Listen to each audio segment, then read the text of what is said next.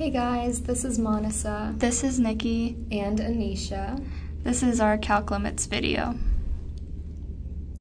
So our first topic is instantaneous rate of change, and this is when x approaches 3. So what we're going to do is take values that approach 3 from both the negative and positive sides and find their function values. And then we're going to plug those in to our slope formula. So again, the values that we're going to be using are 3.01 and 9.06, and then 3.001 and 9.006. So all you have to do is plug that into y2 minus y1 over x2 minus x1, and those come from those values. And after you calculate that, you should get that your overall instantaneous rate of change for x equals 3 comes up to 6, so that would be your answer.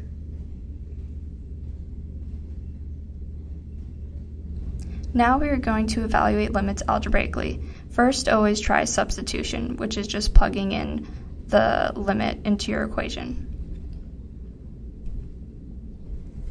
So here we have x approaches 3, and you just put it in the formula and you get 3 plus 4 at the top, so 7, and then at the bottom it's 6, and there you go, that's your limit. Then you have factoring. Just because it looks like it doesn't have a limit, there might be a way that the factors cancel out and you'll have a limit. So here x approaches -3. If you look at it at a glance, it looks like it's undefined, but if you factor it out, you'll see the numerator is x plus 3 times x minus 3, and that you can cancel out the x plus 3's. And now you just plug in, and you get that the limit as x approaches -3 is 0. Okay, so you've been looking at limits, and now you want to know what exactly happens when a limit cannot be approached. So that is what we call discontinuities. Okay, so here we're going to graph out 3 different types of discontinuities. So there's your first, second, and third type. So your first type on the very left is a jump discontinuity. And it shows that as x approaches 2 from the negative side, it should say, your limit does not exist. But when it approaches 2 from a positive side, the limit is completely different. So this is because even though your y value does not exist, your limit still does. Now, removable discontinuity means even if f of 1 equals 1, your limit is going to be different. Now, infinite discontinuity. These are most likely asymptotes, I think always asymptotes. So all you're going to want to do is find your vertical asymptote at that point, and that will be infinite. So the next topic that we will be looking at is going to be limit laws. So our first is the law of sum. And what this law tells you is as the limit of x approaches c and you have f of x plus g of x, all you have to do is take the limit of f of x, your first function, and then add it to your limit of g of x, your second function. And then you have your constant multiple law.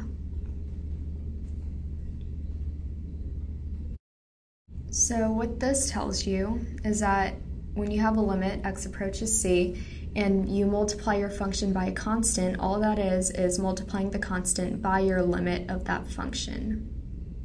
So for example, you have 5 times x squared, which is your f of x, so all that is multiply your limit of f of x times 5, and that will be your limit. So the next law that we will be looking at is going to be the product law. So what this law says is that your limit as x approaches a certain number, c, of f of x times g of x is just the same thing as the limit of your first function times the limit of your second function. Okay, now you have your quotient law. So this is saying that when your limit is approaching a certain number, c, and you have g of x that does not equal 0, your limit of f of x divided by g of x is the same thing as saying your limit of the first equation divided by the limit of the second equation. So now we're going to look at trig limits. So first we're going to look at the limit of sine of x by drawing the graph and seeing the values the graph oscillates between, and that is 1 and -1, and the graph of sine of x starts at 0.